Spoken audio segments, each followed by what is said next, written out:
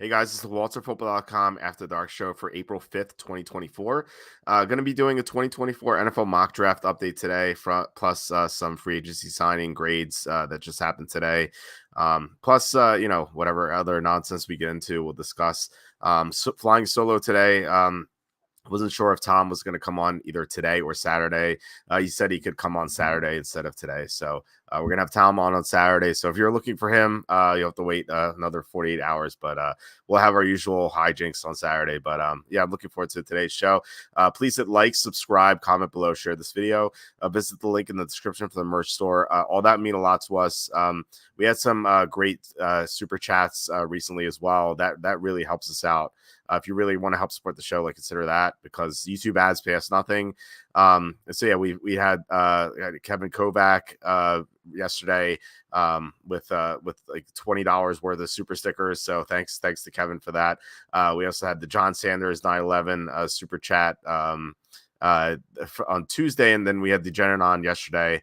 I think that's about it. So this week at least. So I appreciate you guys helping us out, and if anyone else wants to help out, that'd be really appreciated. Otherwise, just leave comments, questions. You can ask me anything. I'll answer anything. I'm here alone, so no one could get canceled. So I'll answer anything you guys want. It doesn't have to be about football. And also a couple other things. Send this out to your friends who may not know about the show and could possibly like it. Also, I published my third book, Jerks of the College Years. It's available on Amazon. It's just basically Jerks of the Week from my college years. And so, yeah, just a bunch of crazy people I ran into during my 6 years at Penn State, which was such a great time. I miss being in college, but yeah, it was fun to relive these stories when I was proofreading it over and over again. And yeah, I think you guys enjoyed it. If you guys like Jerks of the Week, yeah, I think you guys will like this too.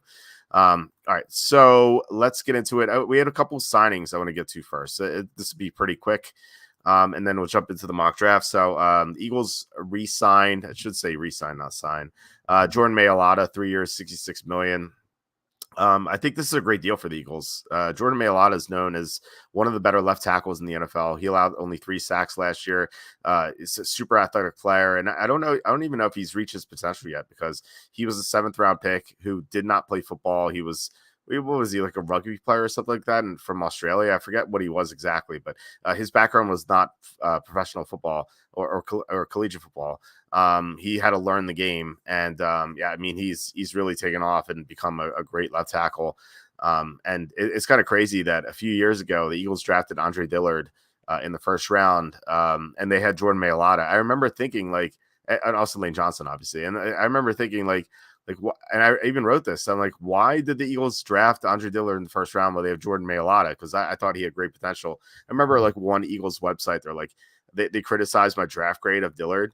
They're like, what does it matter if they have Mailata and Lane Johnson? They need a left tackle. I'm like, well, how do they play 2 left tackles when they already have a left tackle and a right tackle? It didn't make sense to me. But yeah, Andre Dillard busted, but it didn't matter because Mailata was so great. And yeah, I think this deal is outstanding, because I feel like someone like him should get a contract that's worth close to 9 figures, and this is pretty far away. And he's still 27, so he still has room to grow. It's not like he's 30 or anything, going to decline soon. So he should continue to play well, or at a super high level throughout the duration of this contract. So I'm a big fan of this signing. Also, the Bills signing La'el Collins, 1 year, $6.25 million. It's kind of a forgotten guy. I didn't even have him in my free agency rankings because he didn't play last year. Kind of forgot about him. He tore his ACL in week 16 of 2022, and then he didn't play last year because of the injury. So he's going to try to rebound. He's not young anymore. He's 31. So I don't know if he can fully realize the past production that he once had. But he could possibly rebound. He's not super old, like I said, 31. So he could have a good year or two potentially, if he's recovered from that torn ACL. The Bills can use all the offensive line help they can get. Obviously they traded Stephon Diggs, so their offense took a hit. So why not sign a new blocker? So I like this move. It's a cheap deal, and it's low risk. So if it doesn't work out, then the Bills can just move on, with someone else next year. So there's barely any risk here. So I think B plus is pretty good. John says Brandon Bean, or as Kenny would say, Matt Bean, trying to distract us from the Diggs disaster. That kind of does seem like like that sort of deal. It's like, hey, look, we got Lyle Collins. I feel like if they signed another receiver, even if it wasn't a good player, I think that would have been more appropriate, just to fill the same position. I actually saw some people speculate about the T Higgins trade on Twitter. It was like one of those like who says no things. I can't even remember what the terms are for, but the Bills would have to give up number 28, and I think like a pick or two in 2025. I'm not. I forget again. I don't know what it was for exactly, but at least there's some speculation that the Bills could trade for Higgins or Ayuk or something. So asking you, who's had the most curious offseason so far? So I think that I'll say like Chicago's offseason was mostly disappointing. I love the Keenan Allen trade. Outside of that, though, like I'm kind of confused about what they did, because I feel like they had so much cap space and yet they didn't do much with it. Like they signed DeAndre Swift for some reason, even though they had two decent running backs. They traded Justin Fields for barely anything. Like they could have waited, and they didn't really upgrade any other parts of the roster. I thought that was pretty bad. Dallas is another team. They got smoked by the Packers in the first round of the playoffs, and they didn't add anyone except for Eric Hendricks. That's just it. I'm actually going through my team grades right now. I only did the NFC East. It should be up soon. And like Dallas gets an F, just because they haven't done anything. The Giants are another one. Like the Giants had like two goals entering this offseason. Like they had to upgrade their offensive line, and they had to find a good receiver. And I guess they could still find a good receiver in the 2024 NFL draft. But they signed three offensive linemen, and like none of them were that good. They traded for Brian Burns, which was nice, but they lost Saquon Barkley. They lost Xavier McKinney. So I feel like that's a net negative, at least for the short term.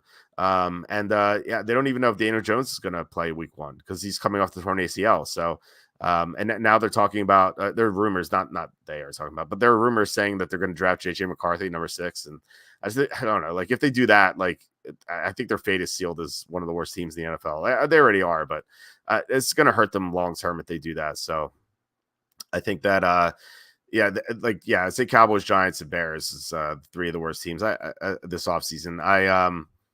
I guess at least the Bears got Keenan Allen, so like that was somewhat nice, but they haven't done anything else. And like plus you can't really count on Keenan Allen staying healthy. Chris says, I was going to say Bears, curious how they're so dumb.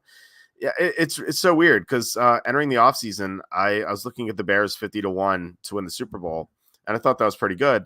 And it kind of reminded me a couple of years ago when Jacob and I loved the Jaguars to win the Super Bowl. They were like 120-1 or something like that. And this is Trevor Lawrence's second year because he just suffered the Urban Meyer disaster. So we thought that, hey, like the Jaguars are going to have a better coach by default. Lawrence is going to be a lot better in his second year. And we were right about both of those things. What we were wrong about was the Jaguars had so much cap space. And we're like, oh, they're going to sign some great players to surround Trevor Lawrence. And they didn't. They like overpaid for bums for the most part. So I should say like Christian Kirk we consider one of those overpays, and he actually ended up working out. But a lot of the other players that they overpaid like just did not work out. So like this kind of reminds me of that. And yeah, like we were still able to hedge it though. Like the Jaguars still made the second round of the playoffs that year, and I took the Chiefs out as a hedge, and they ended up winning, obviously. So yeah, it did work out, but still, like I was I was kind of like gun shy here. Whereas if this were 2 years ago, I think I would have bet the Bears at 50-1. But I was like, I think I even said this to Jacob, or maybe it was Tom, and I said, I want to see what the Bears do in free agency because of the Jaguar thing. And I'm like, if I like what I see with what they move or what they do and with their moves, then I'm gonna bet them. But I can't do that right now. Like I think they're going to be a good team. I think they could make the playoffs, but I don't think they're just so disappointing. Like they could have done so much better. And now I really don't have much interest in betting them.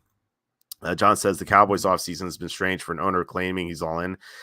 Yeah, you'd think so. I mean, Jerry Jones is how old is this guy? He's like he's got to be like nearing 90 at this point. At least like he looks like it. He's 81. Oh, sorry, Jerry. I don't know. He looks like he's in rough shape, I think. But he's I don't know how much time he has left for at least for his cognitive abilities to enjoy a Super Bowl team. So you'd think he'd be all in, which makes sense, but they didn't do anything. They replaced Leighton Vander Esch with Eric Hendricks, and that's all they did. So, I feel like the gap between the Eagles and the Cowboys has grown so much. Like it's not even close now. Like Chris says, Keenan Allen acquisition doesn't seem that great. He'll be 32, and he's has an extensive injury history. Yeah, I agree with that.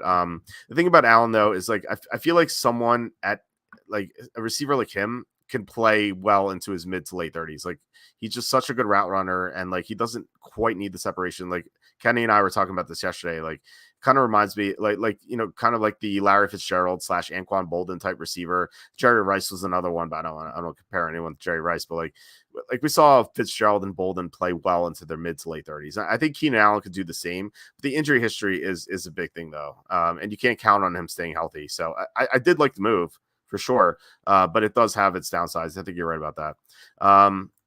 John says, what about the Saints? I don't get their team building strategy at all. Yeah, I mean, this has been like almost a decade long thing with the Saints. Maybe not quite a decade. It's been like, I'd say since like 2021, whereas like it was kind of apparent that the Saints really needs to rebuild, and they've been putting it off each year. And I don't know. I feel like they need to regret it. Like if I were running the Saints, I would offer anyone on the table. I think Chris Olave is like one of the few guys I would not trade.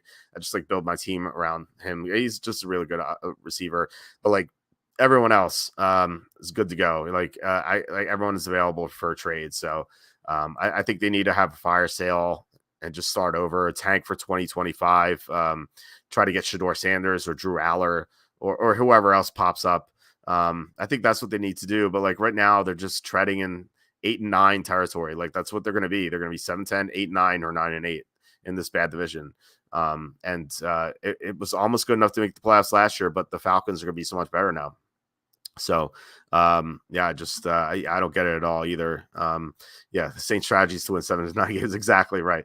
That's what they do. And I don't know, maybe that's what the owner wants. And if so, then he's doing a good job, or they're doing a good job. So, it's just really bad.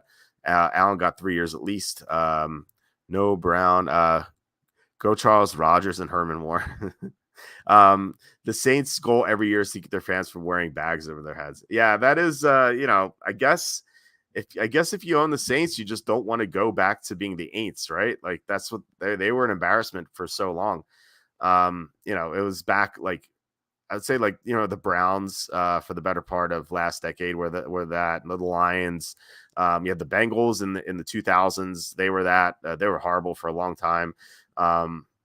The Saints were in that tier as well, and so I could see like why they'd want to be at least relevant and competitive with a lot of teams. Like, I mean, the Saints are a team that they could beat almost anyone, but they could lose almost anyone too. Like they're just average. This the epitome of being mediocre in the NFL. So they're just not going to be consistent. And I like the Falcons just took a big step forward as long as Kirk Cousins is healthy. So like they really have no chance at this point unless Cousins is just not the same, just like not being injured. So let's see what else we got here. So would Jamarcus or Thacker or T-Jack resurrect their Carter? I don't know their career this offseason.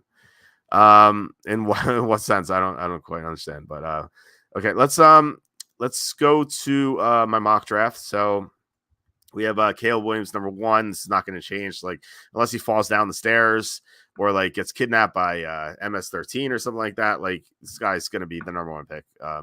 Lip gloss and all. So Kenny said it was worse than Matt Collins, but I still can't get over the Kenny comment with Matt Collins. It was so funny yesterday. Tune into yesterday's show if you want to hear Kenny's rant about Matt Collins and his little kid backpack. So great. But yeah, I mean, Kenny thinks Caleb Williams is worse than that, but he would still draft him at number 1. So I I think this is locked in at this point. I feel like he's taken visits to the Bears, and I think they've been installing their offense with him. So um, I would. I think we were asked like if you would bet this at like minus 50,000 to 1 or 1 to 50,000, like to make sure like Caleb Williams is the number 1 pick, and I guess like I would, but it's not like a complete lock, but because like I said, something could happen. He could technically be arrested or tear his ACL, but if nothing bad happens, he's the first pick. It's a little bit more interesting with the second and third picks. Redskins taking Drake May, Patriots taking Jane Daniels. This could flip flop. I suspect these guys are going to be 2-3, 3-2 in some order. I don't buy JJ McCarthy being one of the teams at number 3.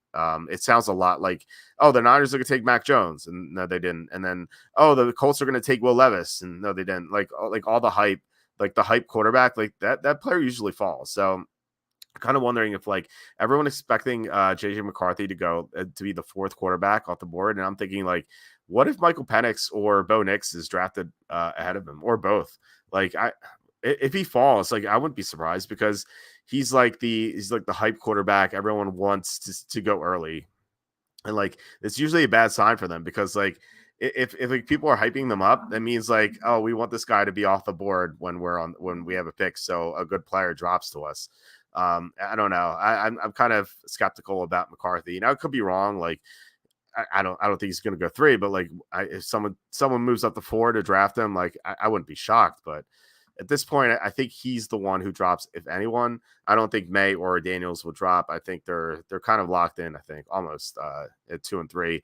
I think it's gonna be May to the Redskins, just because we had that report. I can't remember who was by, but someone reported that the Redskins like May more than Daniels. I don't know how accurate that is. Like I'm sure Charlie is gonna have some better info in the days coming, but yeah, we'll see.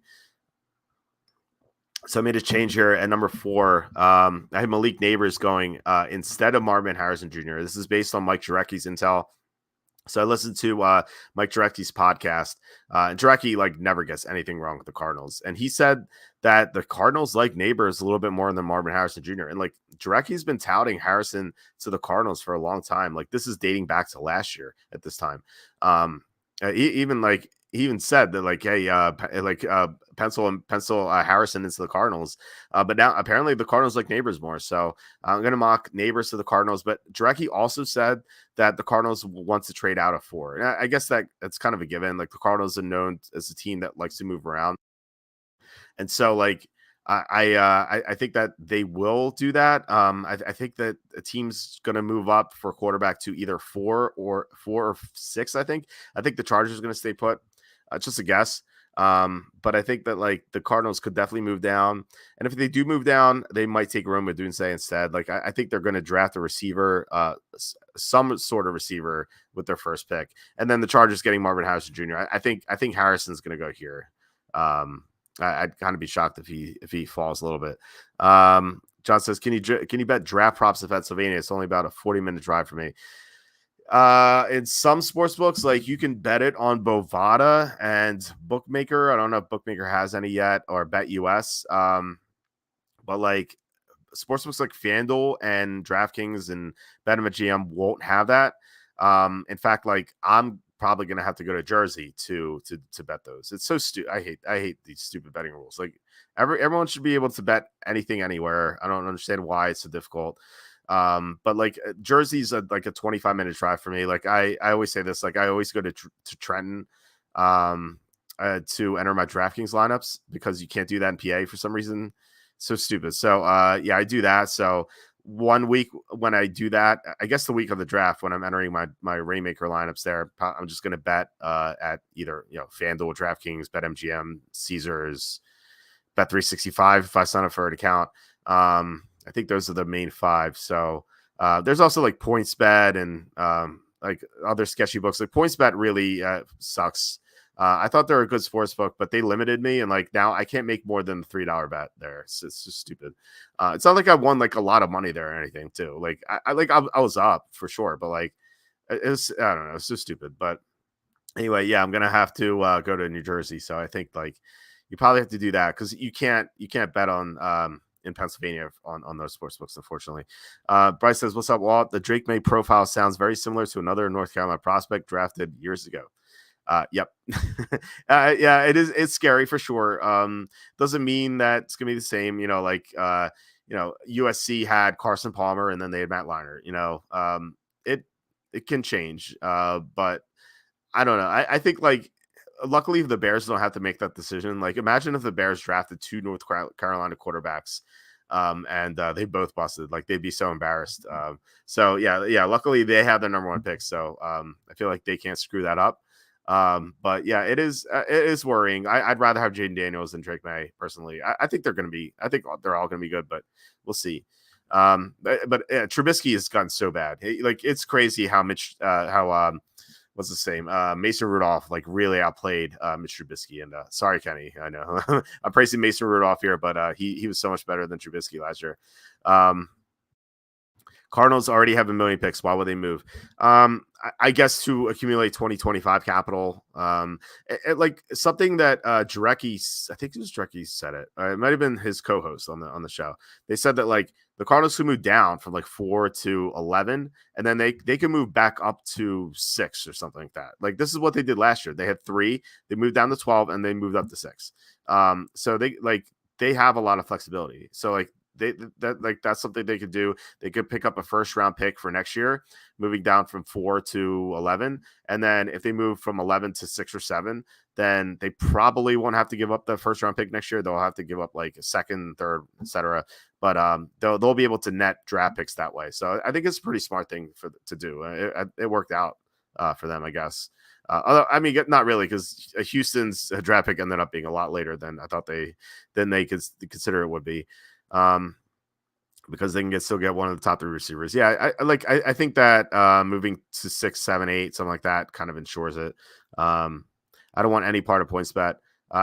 Did anything happen to you there too? Because I was so disappointed that they limited me to like it was like $3 bets. It's like, come on, like at least like make it 50. Like I'm not gonna bankrupt you by making $50 bets. So I don't know. So I just pulled all my money from the account. At least like they were honest that way. They didn't steal my money. Like they gave me back all the money I put in. So and I never had any issues with withdrawals. Like I got them like within an hour. Yeah, I mean, they seemed good until they limited me, so that was disappointing. Bagley says they already have 1 4, 127, and the other ones you can read. At some point, you just have to use your picks on studs. Yeah, I think it's more about accumulating a 2025 capital because like they're not ready to win now. Like I think they need more pieces for the future. More lottery tickets is better. Yeah, that's true. Bagley says no guarantee these teams will let them move back up though. Might want to set up a 3-team trade prior to the draft. Example, Vikings moved to 4, Cardinals moved to 5, Chargers moved to 11. Yeah, I mean, something like that could make sense. In theory, I don't know. I've never seen, I think I've ever seen like a pre-draft 3-team trade, but it would be interesting. I think that makes a lot of sense. And yeah, you're right. Like there is no guarantee that, that they'll be able to trade up, but usually I think like there are more teams trying to trade down than teams are trying to trade up. So, a primary example last year is the Jets. Like the Jets wanted to tackle at 15 last year, and like they're all off the board. And the Jets are so desperate to move down from 15. They want to tackle or Jahmyr Gibbs, and like all of them are gone. And so they wanted to move down, and they just couldn't find anyone to move up. And so they had to just panic and take Will McDonald, who's like I think that was like their target in the second round. So that's like what my point is that. Whereas like teams like are constantly calling to trade down, like there are fewer teams calling to trade up. So I think if the Cardinals really want to trade up after moving down, I think they're going to be able to. But it is true that there's no guarantee. All right, let's move on. We have the Vikings taking JJ McCarthy, number 6. I'm considering like changing this like Michael Penix Jr. or Bo Nix. Just because like I said before, like McCarthy is like the hype quarterback of the year. Everyone thinks he's gonna go. All the rumors say he's gonna go early, which I think means he's gonna drop. But I think I think we know the Vikings are gonna move up for a quarterback because they already took Houston's first round pick. So I think they're trying to get ammo to move up. I have to think that like they want to move to 3, but that's not going to be possible. So at least I don't think so. So I think they move to either 4 or 6 and take one of the quarterbacks. I don't know who though, unfortunately. Titans get Joe Alt at 7. Like I don't see this changing at all. Titans need a left tackle so badly, and Joe Alt's a great prospect. That just makes so much sense. Unless they trade down, like I feel like this is almost locked in. I don't see anything else because like they paid so much money to Calvin Ridley. They already have DeAndre Hopkins and Treylon Burks. Not that Burks played well last year, but still he's still there. So they're kind of set a receiver for the time being. And so like I don't think they go after a receiver here. Maybe Brock Bowers. I could see that. I do like Chigi Okonkwo, but like I don't think he's going to prevent them from taking Bowers. That they love him, but I just think like Joe Alt just makes so much sense for them. And then 8 Dallas Turner to the Falcons, the only defensive player we're going to see in like the first 13 picks. Yeah, 13 picks. He's gonna be the only defensive player going in the top 10. And Atlanta needs an edge rusher, so it makes sense. It makes sense for Atlanta to move down too, just because they could probably get Dallas Turner at like 11 or 12, something like that. All right. So number 9, we have Brock Bowers. So this is a change too. I had Roma Dunze. No, I had Jared Verse going here. I moved down Verse a little bit. I wanted to move up Bowers to either 9 or 10. I had him at 10 last week, and like the more I think about it, the more I think the Bears are going to go after either Bowers or Odunze. Even though they traded for Keenan Allen, as it was said on, I think it was by Chris, Allen's 32, so there's no guarantee he's going to play well for a long time. So like I could see Odunze, and the Bears have Cole Kmet, but and they paid him a lot of money, but you could play him and Brock Bowers at the same time. Like they play different positions. Remember, like the Patriots with Rob Gronkowski and Aaron Hernandez, they both played at the same time. And before Hernandez got in trouble, but like that was so lethal when they had those two guys. The Bills paid Dawson Knox a lot, and then they drafted Dalton Kincaid. Like this happens all the time. I think Brock Bowers is definitely possible for the Bears. And then you have Roma Dunze. I don't think he's going to last below 10 or 11. I think this is kind of his floor. If the Jets take Bowers instead, if he's available, then I think if the Giants, for example, move down to 11, I think they take Odunze. The Jets is another team that got a Charger receiver, but Mike Williams is coming off a torn ACL. They know that. And so I like they need a second receiver, and like I feel like Williams is just a bonus for them late in the year. And they know what to do. Like the Jets, at least, like say what you want about the Jets last year and like how much they struggled, like how pathetic they looked at times. I thought what they did with Breece Hall was so masterful, like how they handled his torn ACL. Like they never gave him more than 10 or 11 carries at the beginning of the year. And then like once they saw that he was fully recovered, they're like, all right, shackles are off. You're good to go. You're going to get all the touches. I think that they're going to do the same thing with Williams. Like we're going to see Williams play like 25% of the snaps. Like he's going to be on like end zone packages and stuff like that, but like he's not going to play all that much. If that's true, then I think that they desperately need a receiver. Plus Charlie Campbell, he made a report recently saying that the Jets are going to go after either Dunze or Brock Bowers if they stay at 10. But they kind of want to trade down, which goes with what I was saying before. Is like teams want to trade down more than they want to trade up. Giants here with the trade, moving from 6 to 11, they get JC Latham. I don't think Giants fans are going to love this pick, but just because like they drafted an Alabama tackle recently and he didn't work out. But I think that Latham is going to be a better prospect, and he can play multiple positions too. He can play in the inside, he can play tackle, both tackle spots. And I think that like the Giants really need to protect their quarterback, and I think that going after a quarterback would be such a big mistake because they're like their roster's so terrible. They really have nothing going on outside of their front seven. Like their secondary sucks. They have no receivers. Darren Waller wants to retire. He's talking about that. They have no running back now that Saquon Barkley's gone. Their offensive line blows. Like this team just sucks overall. And like just drafting a quarterback again at number 6 would just be repeating what they did 5 years ago. So I think that would be a big mistake. Denver going after Bo Nix at number 12. I don't know what Denver's doing at quarterback. They have Jarrett Stidham and Ben DiNucci. That's it. Like I feel like Denver is locked in for a quarterback. I don't know what else they're going to do. Like if they don't draft a quarterback in the first round, like they're looking at Stidham being their starter in week 1, and that's just that seems like such a disaster. Although like I don't know, maybe tanking for the number 1 pick in 2025 is their plan. But then again, like why would they hire Sean Payton for that? I feel like Sean Payton wants to win now, or like try to win more games now and try to win next year. So I think they go after a quarterback. I don't know who, but Bo Nix, I think, makes sense for Sean Payton. Number 13, the Raiders going after Olu Fashanu. I hadn't taken Latham before. I think Latham's a better fit for them, but Fashanu can definitely play for them as well. They need offensive line help. They only have Colton Miller at left tackle and Andre James at center. They have nothing else on the offensive line. John asking, is Dalvin Cook cooked? Yeah, he was terrible last year. And like he wasn't even that good with the Vikings in his final year. Like he was okay, but he just looks so terrible last year. Like the other Jets backups outplayed him. Like the Israel Abanikanda guy, the Jets had. I thought he played better than Dalvin Cook last year. So yeah, yeah, he's definitely cooked. Number 14, the Saints drafting Jared Verse. So the Saints won in Miles Murphy last year, and Cincinnati took him 1 pick off the board before him. So I think they go after edge rusher again. It could be Jared Verse, it could be Laiatu Latu, but Latu's dealing with injuries, so I think he could fall. We were talking about yesterday. I forget who asked the question. But someone asked like who is most likely to fall out of the first round, and I think you need to look at the 2 guys with injuries like Latu and Amarius Mims. Even though they're both super talented, they both have major injury issues, so they could both fall, I think, further than the people think. We saw that with Jawan Taylor. I forget what year it was, but everyone thought Jawan Taylor was going to go 9 to the Jaguars, and he fell to the second round, just because like he was he had this injury history that teams just didn't like, and so like they all passed on him in the first round. And I think Jacksonville ended up getting him in the second round anyway. 15, Colts taking Terry and Arnold.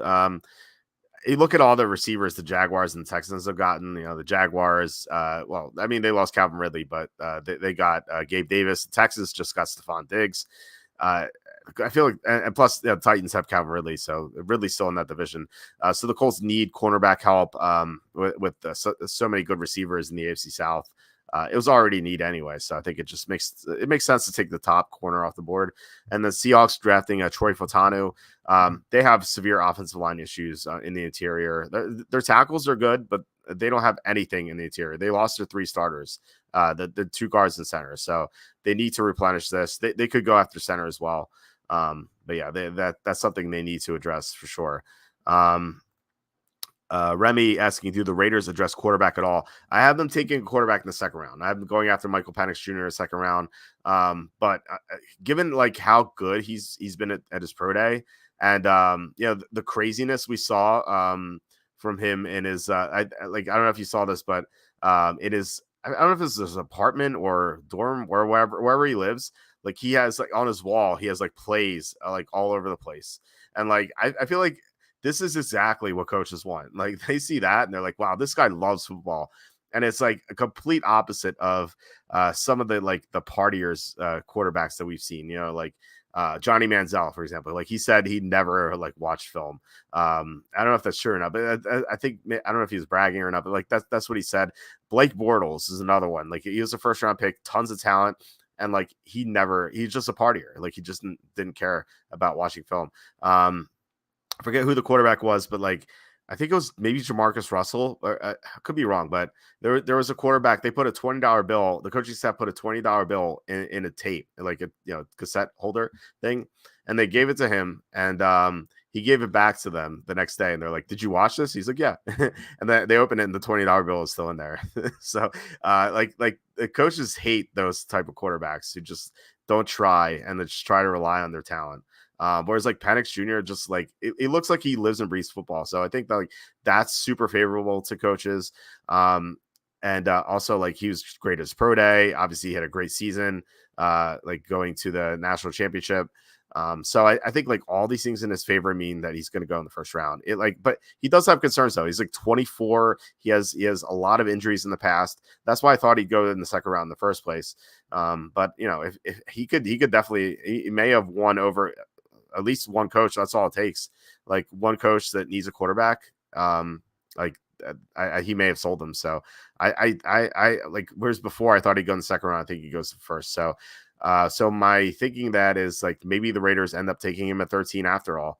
Yeah, I can see that. But I do think the Raiders go after quarterback in the first or second round. I don't think they're like set at a quarterback in the first round because they have a young guy in Aiden O'Connell and they have a veteran in Gardner Minshew. So like, I feel like if they go into the season with those two guys, like it's not the end of the world. Whereas like Denver, they can't go into the season with Stidham and Danucci. Like the fans are just going to revolt. But at least the Raiders can do that. They can sell their fans on like Aaron O'Connell being like, oh, he was just not protected well, which is true. Like he had terrible offensive line play in front of him. So I think the Raiders go. I think they're more likely to go quarterback in the second round.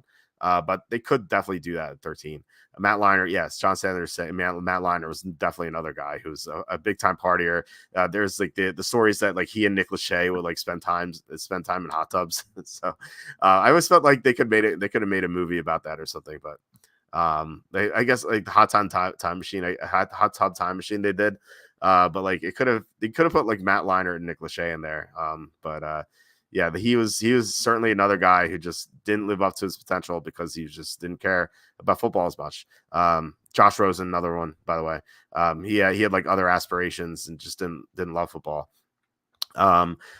17 Jaguars taking Nate Wiggins. That just talked about all the good receivers in the AFC South. The Jaguars are horrible against the pass last year, so I feel like they need to go after a cornerback early, like first or second round. They have to address this position. Number 18, Talis Fuaga to the Bengals. Fuaga, I think, just visited the Bengals. The Bengals have been meeting with a lot of guards and a lot of tackles and a lot of nose tackles. So I think that's where they go in the first couple of rounds. They want to be able to stop the run better. They want to be able to block better. And Fuaga is like he's definitely in this range. Like he's a really talented player. He can play guard. He can play tackle. I think the Bengals could really make good use of him, and they need to protect Joe Burrow from just getting injured again. Rams going after Byron Murphy. This is a pick change, and obviously this has to do with Aaron Donald retiring. Just like kind of like a kick in the nuts to the Rams because, man, I thought they really had a good chance to win the Super Bowl this year. Like I like they were so explosive last year offensively. Puka Nacua got going when Kyron Williams returned and Stafford got healthy. Like they were so great offensively. The defense was the issue. Like in the secondary, they couldn't stop anyone, but they added a couple cornerbacks this offseason. And I thought, like, I was looking at the roster. I'm like, man, this roster is loaded. Like, and plus Sean McVay is a great coach. I thought they could have done it. And like, I think they were like 40-1. So I love their odds. And then Aaron Donald retired. So like, luckily I didn't bet him beforehand. I'd like be pretty tilted right now if I bet them. And I'm not going to because Donald's gone, but they definitely need a defensive tackle. Byron Murphy is a great player here, so it makes a lot of sense for them. 20, Jackson Powers Johnson to the Steelers. He could go 16 or 20. I feel like those are his most logical spots. Both Seattle and Pittsburgh really need centers. Steelers, I think they need a center more than Seahawks. Like they just have nothing there.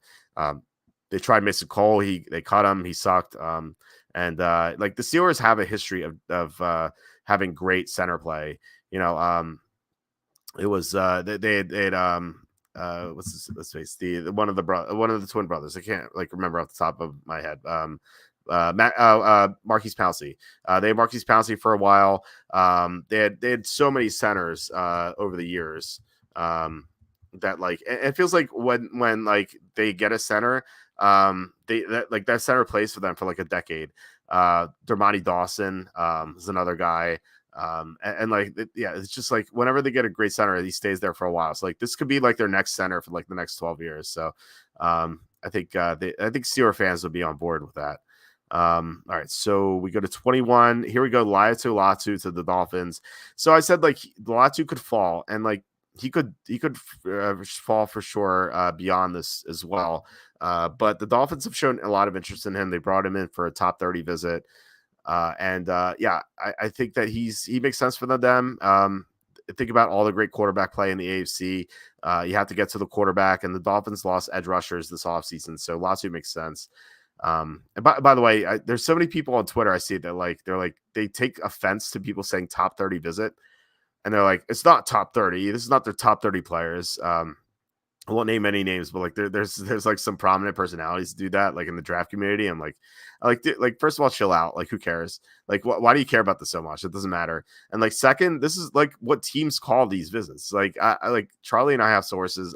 I don't know about Charlie's sources, but like the couple, like, and I have far fewer sources than Charlie does. I only talk to like a couple of people in the NFL, but like they call a top 30 visit. Like, and these are higher ups in the front office. Like, they call a top 30 visit. So like, I don't know why these like media people are so angry about it. It's so stupid. But anyway, the Dolphins had Latu for a top 30 visit. So I think they'd consider him at 21. I think Latu makes sense for the Eagles too at 22, but the Eagles going after a Georgia player. Of course, that's what they do. They need a quarterback. I love what the Eagles have done this offseason, by the way, getting Saquon Barkley, hiring Vic Fangio, getting Chauncey Gardner-Johnson back, signing Devin White. They made so many great moves. It feels like the one thing they haven't done is added an outside cornerback. Like, Gardner-Johnson is going to play in the slot, but they need an outside cornerback very badly. And Lassiter can do that. And he's a Georgia player, so I think that they would have interest. Sue says Steelers take Powers Johnson. He better grow a mustache. Yes, I think that's a requirement. I think. John says, any chance the Finns take Xavier Worthy as a luxury pick? Good luck stopping that speed. Yeah, it would fit what they look for in a receiver for sure. I don't know if they're in position to take to make a luxury pick because they have some holes, but I could see it. Like, it would make a lot of sense. And we saw last year late in the season with Tyreek Hill got hurt. The Dolphins' offense looks so bad without Tyreek Hill there. So yeah, I'm getting a third receiver, which is like something they don't have. I think that makes a lot of sense.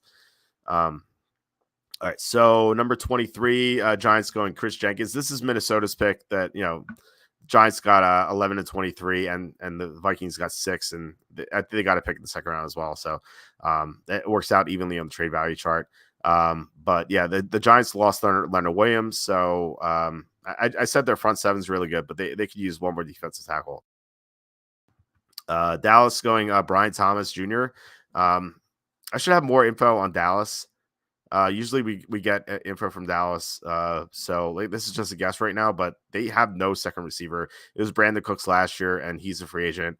Now they could always resign him, but he wasn't that good last year. And CeeDee Lamb's amazing, but he's the only receiver they have of value. So Brian Thomas Jr. or any other receiver at this point, I think makes sense. 25 Packers going Kool-Aid McKinstry.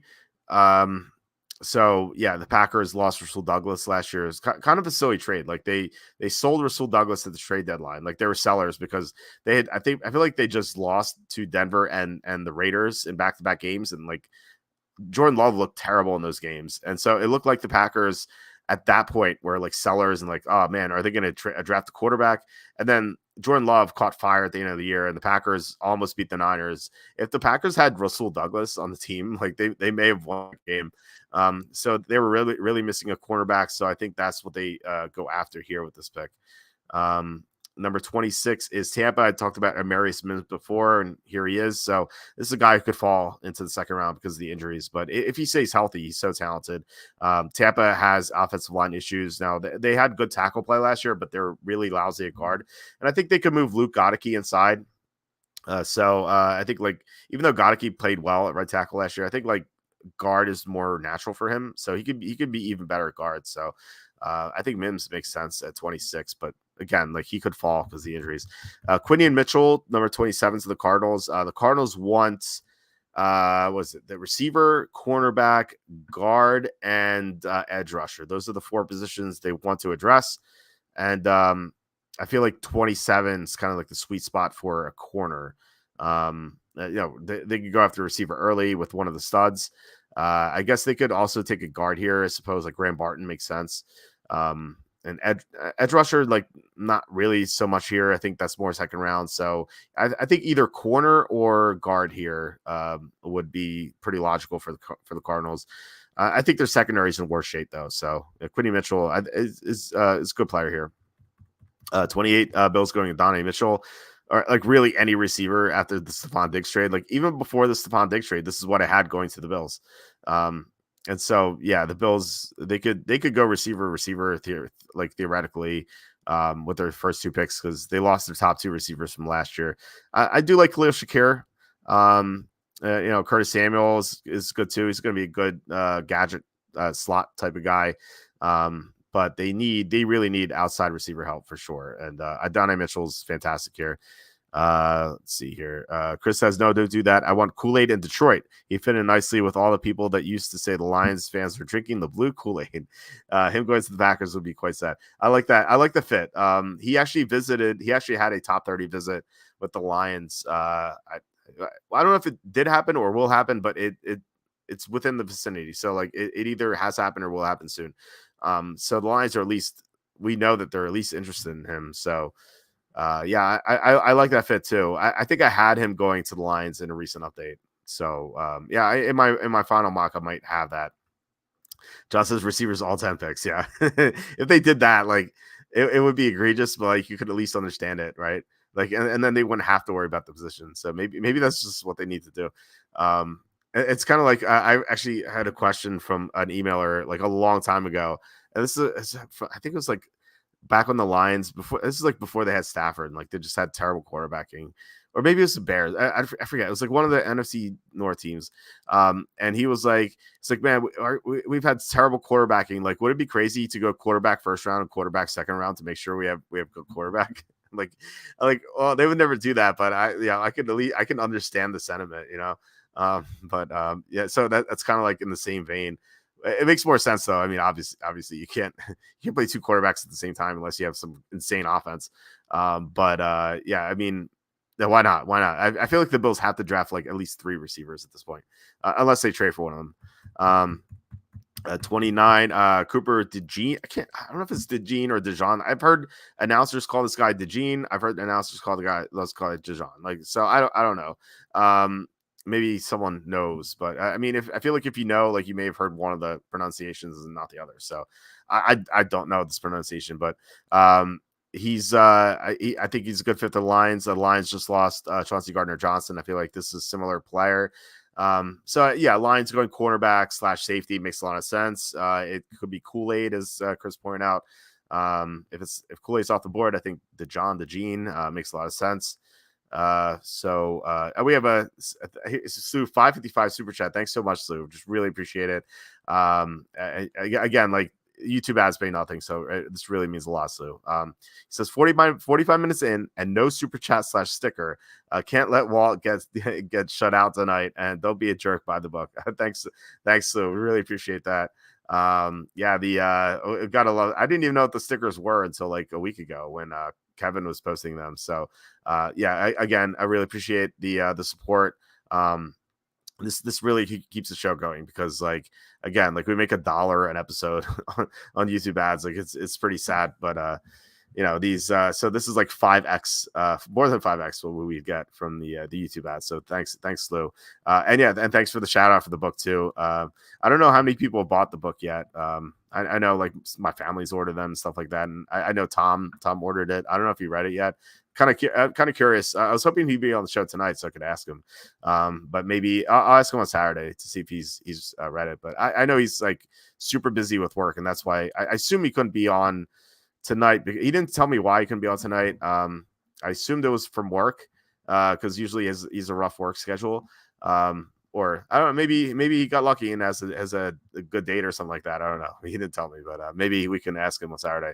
But again, thank you so much, Lou. Chris says, well, maybe people are actually giving the super chats to Quacky or Jacob. Yes, that could be the case. Maybe people just don't like me going solo. Just sad. Which of your co-hosts generates the most super chats? I feel like it differs. Like 1 week it'll be Tom, and then the next week it'll be Jacob, and then I think one week it was Kenny.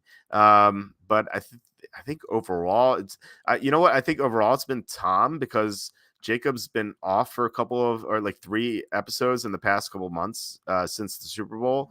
And I think the episodes with Tom last longer. Like usually with Tom, we go 2 or 2.5 hours, and with Jacob's usually like an hour and a half. And so like there's just more opportunities for Tom to earn more super chats. And we split a 50-50, by the way. I don't know if I ever said that, but I told everyone, I'm like, hey, whatever we make on super chats, well, I'll send you guys 50% of it. So and so keep that in mind if you guys want to save your super chats or stickers for them. So this way I don't have to give 50% to anyone, because I'm on by myself. But yeah, no, it's I'd rather split it with them, because like I think it just like incentivizes like more conversation and stuff like that. So John says, I'll give it to Quacky if he can figure out who's Joffrey's real parents are. I think he knows that. I was gonna ask him if he's figured out Jon Snow's parents. I don't think like the first half of season 2 has gotten there yet. Yeah, I don't think like if he couldn't figure out at the end of season 1, he couldn't do it in mid season 2, which like at that point you really don't know. But like you might have an idea. So I don't know. But yeah, I'm curious to see what he has to say about these next 2 episodes, because I thought they were really good. I just watched them and I was like, man, mid season 2 was so good. I forgot how good it was, because like I always thought like the best seasons were seasons 1, 3, and 4. And I was like, season 2 is like my 4th favorite. But man, it's so good. Like the dialogue between Tywin Lannister and Arya is fantastic. Yeah, I mean other stuff too. So we'll get into that on Saturday, I'm sure. Kevin with the $5 super chat. Thanks so much, Kevin. I really appreciate this. He says Jacob is one of my favorite co-hosts. Jacob's so good. I love all my co-hosts, but like I think I told the story before with Jacob. The first time I ever had Jacob on as a co-host, I didn't know what to expect. Like I read his stuff before, and like he always impressed me with his writing. But like I'd never done a show with him before. And I used to do the show with Kenny all the time. It was only Kenny and me. That was it. But Kenny, in his position, he became a vice president of a university, and he could not like his rules said he could not discuss gambling. So I had to find someone else as a co-host for the Picks podcast. And Jacob seemed like a natural fit, because I know he bet. He actually placed bets. He knew what he was talking about. He's well written and everything like that. So I was like, okay. I asked him if he wanted to do it, and he said, yeah. So first episode, I forget what the game was, but like I read off the game. I'm like, this is the spread, etc. What do you think about this game, Jacob? And then like, so the answer he gave, I was so shocked, because I'm not shocked is the wrong word. I was like so I don't even know how to describe it, but like he summarized the game so well. Like he made every single point I wanted to make. He made, and I like, and then he stopped talking because like he's gonna hand it off to me, and I was like, crap. I was like, I have nothing to say. He said everything I wanted to say. Yeah, I mean, Jacob is phenomenal. He's such a good writer. He's so young too. He has such a bright future ahead of himself. So yeah, I'm excited for him. I'm very fortunate that he's one of our co-hosts on the show. He's incredible. Chris says you should do a super episode with all 3 of them and see what happens. I have considered that. I think like I don't know when I would do it. I was considering it for like the Super Bowl or something like that, but Kenny can't talk about gambling, so he couldn't come on. But I do want to do that. I want to have all 4 of us on the same show. It could be a disaster or it could be great. Like I don't know. Like I feel like there's like so many different personalities. Like I don't know. It could be great, but it could be crazy too. So I do want to do that at some point. Although like it's funny because like Jacob, Tom, and I we meet every Friday during the season on like Google Hangouts, and like we just talk for like an hour and a half, usually like it's an hour and a half about the games, because we're all the super contest together. Like I have my own entries, and then I have a split entry with Jacob, I split entry with Tom, and so we'll discuss the games. They'll be like, okay, here's Jacob be like, all right, here's the five games I want. And the Tom would do the same. And like I always felt that like those hangouts could be great episodes of the show. The problem is like if one of us is doing super well in the contest, like we wouldn't want to give out like any info, you know. Um, so like that would be the problem. I guess it's a good problem to have though, and it wasn't the case last year because we had so many bad beats. Um, and like we had bad calls too, but like that Patriots Raiders game, for example, and then like the Texans Bucks game where the Texans lost their kicker and they couldn't kick an extra point to get the 3. Like there's so many bad breaks that happened last season, but I always felt that like that Friday hangout would be an awesome podcast because we don't even talk about every game. We talk about like just the games we like. So maybe we'll do that. Maybe I'll talk them into going live. Chris says that's fine. Kenny can talk about the mascots. So he might be in trouble for just being on the show. Like you know how like strict those universities are. You know, like if he's just on a show where we're talking about gambling, like he could lose his job. So I don't want to. I love Kenny. I don't want to do that. Like Kenny's one of my best friends. Like I've known Kenny since we were 17. He was actually in the class together where I made this my website. It was an internet class. This was back in '99. Like this internet was new. Like it was our teacher was like, all right, he told us how to build a website, and he's like, build a website about something you like. I'm like, oh, I like football. I don't even know what Kenny did, but yeah, Kenny sat next to me, and like we would just when I wasn't working on my website, we were just talking about like fantasy football and stuff. Or like when I was working on my website, like Kenny was macking on this girl who sat to the left of me, and they actually went out on a date, which is pretty funny. And Kenny said it was a good date. So John asking, ever think of doing a live draft show? The problem is like with that, I would love to do a live draft show. The problem is that we get most of our site traffic during the draft. Like the 3 days of the draft are our highest days of traffic, which means it's the highest days of revenue. If we don't have that, like I can't afford to pay my employees, you know. I have to pay myself too, just, you know, the bills and whatnot. I have 2 kids. So you know, like those 3 days of traffic, like I need the revenue those 3 days. And so just posting live draft grades, doing the live blog, which we couldn't do last year, by the way, on Thursday. That's like we were crushed last year financially because our site was down the entire night. And so yeah, Kenny came through. He gave us a break. Like he gave us a month free of hosting, which is like huge. But yeah, it was so brutal last year, just like even still like just getting no revenue that night. So like my point is like I need to be posting as much content as possible on the site so people keep going to the site. But I do want to do a show after the draft, kind of like I did last year when the site was down. But even if the site's up, I want to do a show after the draft. But yeah, like it's tough. You know what I might do is I might ask Charlie to do the live show instead of me and see how that goes. So it's like Charlie usually does a live blog himself, but I think that's kind of redundant because I do that too. So I'm kind of curious to see how that would go, and like maybe Charlie can like comment on my grades and like either say, "Oh, Walt's smart for this" or "Walt's dumb for that." I think that would be funny. Chris says maybe Kenny did his website about mascots. Yeah, I don't know. I feel like universities, you don't want to mess with them, like because once they want you out, they'll kick you out, and you know how bad they are. John says, do you prefer when the draft used to be on just Saturday and Sunday? Yes and no. Like from a fan perspective, I like the 2 days, but from like selfishly as a guy who runs a website and needs as much revenue as possible to hold us off like during the summer when we have no revenue coming in at all, like the more days the better. In fact, like if they went to 4 days, I'd love that more, just selfishly. Like I think if they did like round 1 on Thursday, round 2 on Friday, 3 and 4 on Saturday, and then like 5, 6, and 7 on Sunday, I think people might be annoyed at first, but I feel like, I don't know. I feel like the hardcore fans might like it because you can concentrate more on the would be day 4 guys on Sunday. Like you can have more time for them. Whereas like, it feels like right now it's just rushed through. Like what the, like NFL Network and ESPN do. I shouldn't speak of ESPN. I don't know what they do, but like what NFL Network does is like, they'll talk about some of the prospects who were drafted, and then they'll go into some nonsense about what happened on day 1. And then they'll interview like Andy Reid usually comes on with his like Hawaiian shirt. And then they'll talk, they'll talk about like something else. They'll do stump the truck. And then they'll be like, oh, here are our last 20 picks. And then like, it'll be Daniel Jeremiah just like rattling off the prospects super fast. I hate that. I wish they would just like focus more on the prospects who are drafted in real time.